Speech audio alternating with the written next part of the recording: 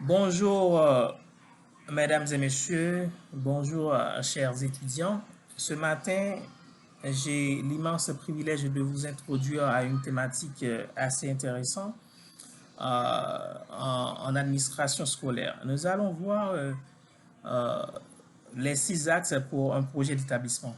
Donc, quand on a un projet d'établissement, eh ben, selon l'auteur José Fouque, il nous dit que eh ben, cela doit baser doit avoir 6 piliers, 6 axes, 6 éléments clés pour pouvoir démarrer ou du moins maintenir ou du moins assurer la pérennisation euh, d'un projet établissement. Tout d'abord, on va parler de l'adaptation des structures. Ensuite, l'adaptation des pratiques pédagogiques. En troisième lieu, la formation du personnel, parce qu'en administration, c'est quelque chose d'important, euh, la formation du personnel. Et en quatrième lieu, vivre et apprendre la démocratie. C'est quelque chose inhabituel d'entendre, de pratiquer en milieu scolaire, de mettre en pratique la démocratie. Est-ce possible d'appliquer la démocratie? Communication et image de l'établissement. Donc, comment vendre l'image de l'établissement? Est-ce que c'est possible? En dernier lieu, ouverture sur l'extérieur. Donc, l'école n'est plus ce qu'elle est autrefois, cloisonnée dans les 4 murs, entourée de barbelés ou des murailles. Donc, et là, on va voir, quand l'auteur parle d'ouverture à l'extérieur, qu'est-ce que cela voudrait dire? Donc, l'auteur nous propose ici 6 axes pour élaborer un projet d'établissement. L'expérience, selon lui, nous a montré en effet que d'un établissement à l'autre, malgré les différences et les spécificités très marquées, on retrouve des besoins similaires et des chantiers à ouvrir dans les 6 directions indiquées en parlant des 6 axes d'un projet d'établissement. Donc, tout d'abord, adaptation des structures. Que faut-il entendre par structure dans un établissement? Est-ce que cela se réfère directement à l'architecture? Est-ce que cela parle exclusivement des moyens financiers? Est-ce que ça pose les problèmes pédagogiques? Donc, voir en voir. Ne pas s'interroger sur l'adaptation des structures, penser que tout est figé, revient à réduire par avance la visée du projet d'établissement, à limiter son champ à quelques améliorations très circonscrites. C'est comme si année après année, on voudrait apporter des réformes structurelles à l'école, mais c'est juste, donc on refait la peinture, on repart les tableaux, les bancs, etc. etc. Ces changements-là, c'est bon, mais c'est très superficiel. Donc, la structure que là, l'auteur touche, l'aspect structurel que l'auteur voudrait aborder ici, c'est très profond. C'est très profond. Voilà la raison pour laquelle il commence avec l'adaptation des structures pédagogiques. Ça, c'est un point du premier axe qui est l'adaptation des structures. Donc, le premier et sous-point, c'est l'adaptation des structures pédagogiques. Pour dire que on se plaint quelquefois, et même trop, du manque de moyens que nous avons à notre disposition pour faire notre travail, pour assumer notre responsabilité. À un certain niveau, il est vrai, on est tous d'accord que dans la majorité du temps, et on gazouille, on essaie de chercher les deux bouts pour faire notre travail avec les maigres moyens. Et ça, c'est pas honteux de le dire.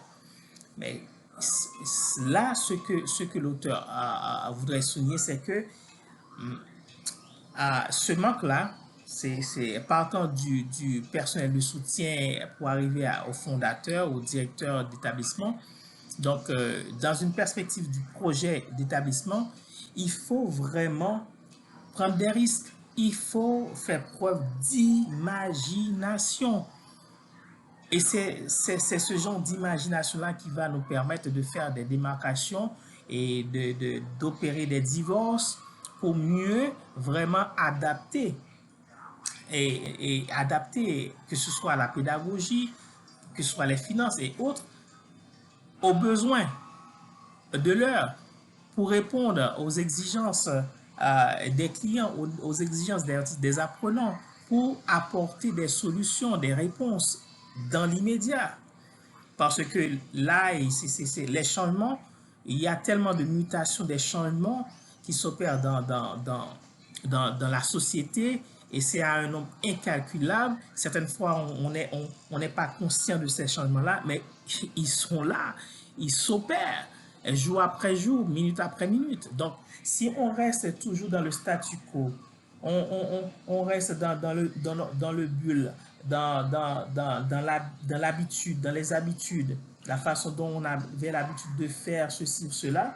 Donc, on ne va pas parler de projet parce que les exigences qu'il y a eu en 2010, en 2020, etc., ce ne sera plus et ces exigences-là en 2030. Donc, il va falloir vraiment à imaginer, réfléchir pour dire que qu'est-ce qu'il faut faire. Et dans, dans une équipe synchronisée, dans une perspective où tout le monde se sent impliqué, interpellé. Donc, voilà, et c'est à cela qu'il faut, qu'il faut vraiment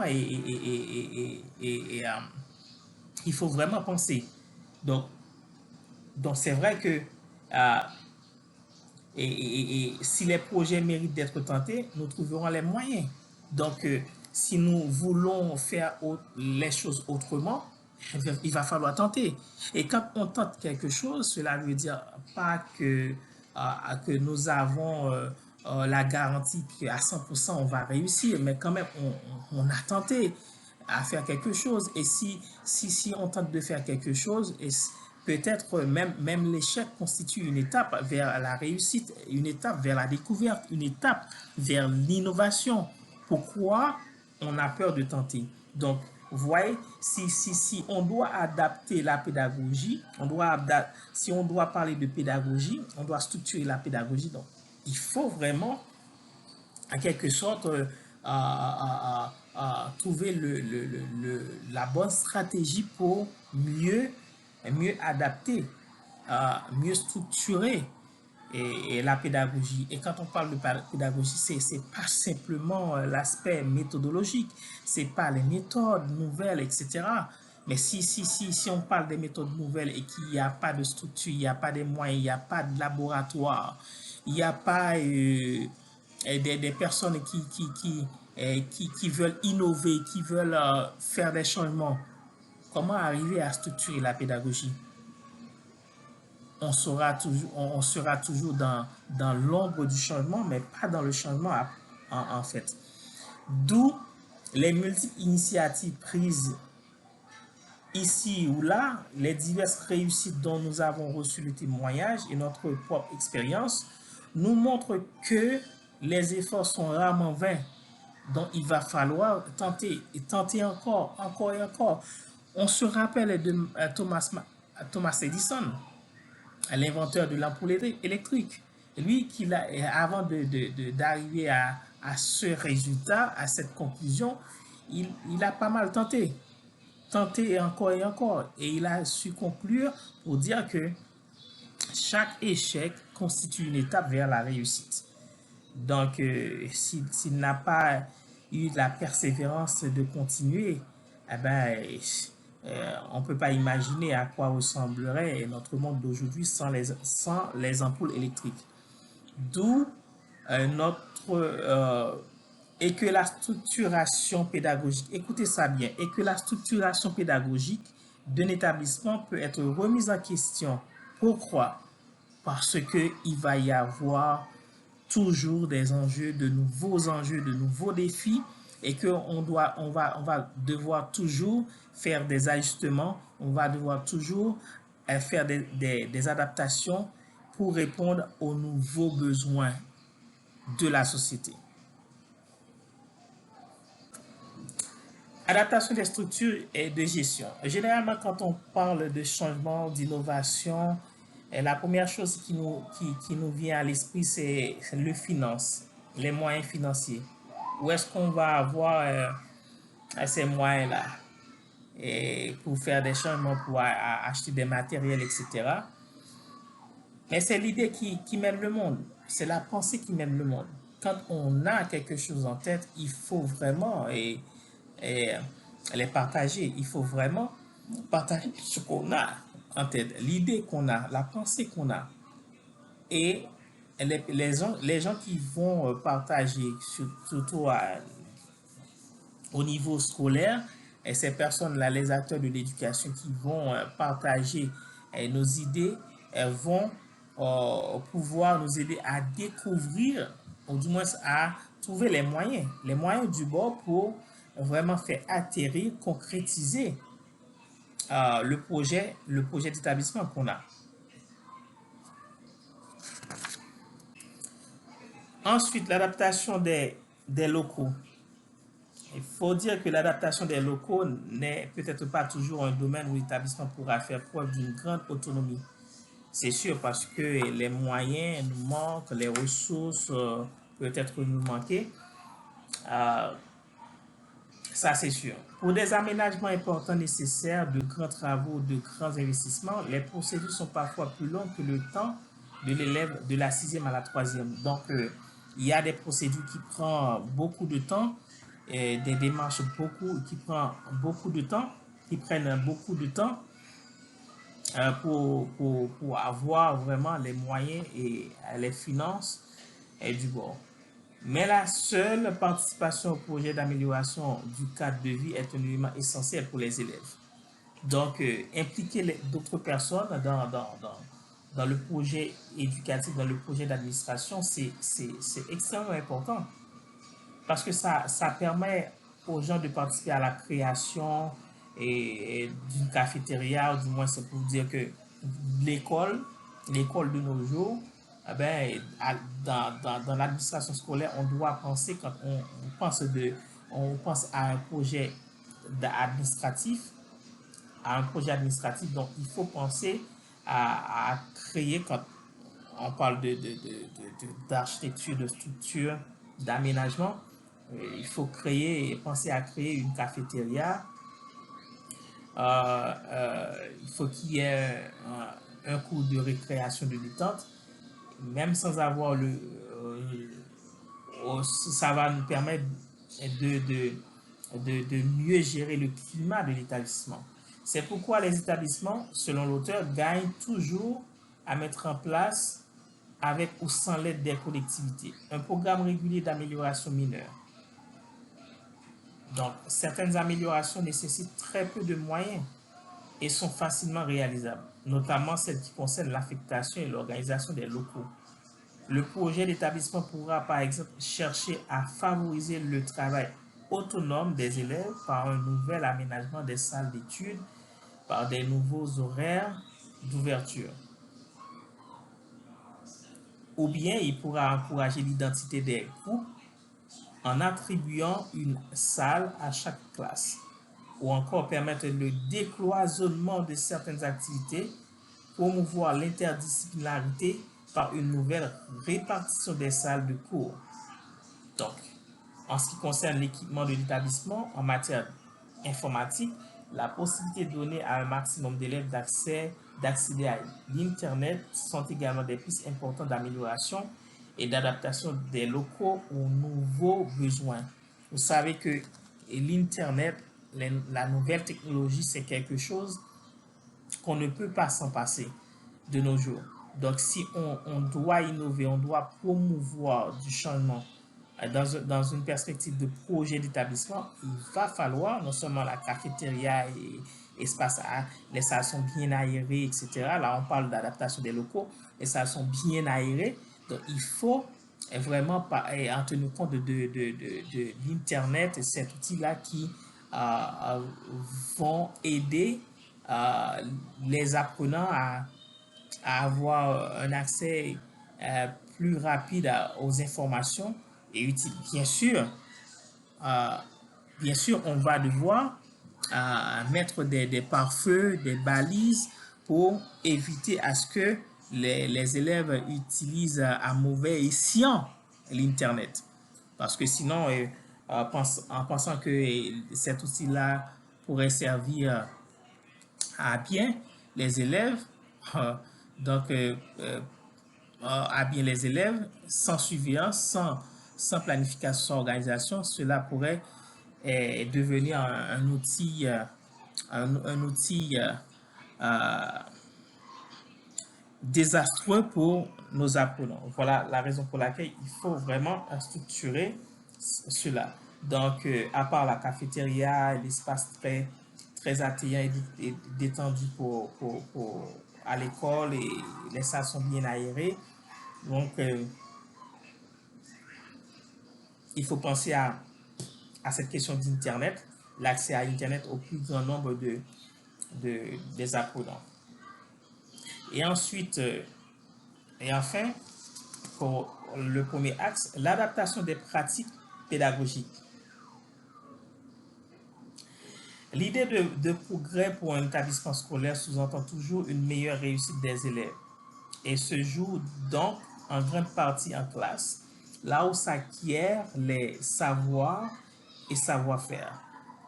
Pourtant, on le sait, rentrer dans le secret de la salle de classe, éclairer cette boîte noire de la transmission des savoirs et s'interroger sur les pratiques pédagogiques n'est pas chose facile. Chaque professeur revendique avec raison sa part d'autonomie. Nombreux sont ceux qui renouvellent régulièrement leur pédagogie, mais les échanges de pratiques restent souvent confidentiels et restreints. En général, on constate que la réflexion s'engage plutôt dans des domaines jugés annexes. On dit alors, dans le projet établissement, ne s'attaque pas au noyau dur de l'activité scolaire. Ce n'est pas vraiment faux, mais ceux qui le prétendent n'ont souvent qu'une vision en coupe. À un moment donné, arrêtons de dire que les gens ne veulent pas voir la réalité, mais sachant donner du temps au temps, progressivement, les enseignants vont être à même de percevoir collectivement comment leurs pratiques professionnelles peuvent être améliorées. Donc, l'enseignant, individuellement, il a sa responsabilité, il connaît son devoir, il connaît ses tâches. Mais dans un projet d'établissement, il faut vraiment voir le collectif. Il faut encourager le travail d'équipe parce que c'est là que l'un pourra épauler l'autre. L'un pourra aider l'autre professeur à améliorer les pratiques pédagogiques au niveau de sa salle de classe. Donc, il est important pour nous de nos jours pas d'encourager la compétitivité entre les professeurs, mais plutôt l'entraide entre les professeurs, parce que là, c'est une vision pour l'établissement, une vision pour l'école. Donc, cela va rejaillir sur tout l'établissement et par anticipation va envoyer une bonne image à la société. Donc, pourquoi ne pas divorcer à ce genre de pratiques auxquelles nous avons été formés, auxquelles nous étions des victimes. Donc, cette question de compétitivité, mais plutôt encourager l'entraide. Vous voyez, et c'est là, et entre collègues, ils devraient collaborer pour améliorer et donner des réponses positives au projet, d'établissement.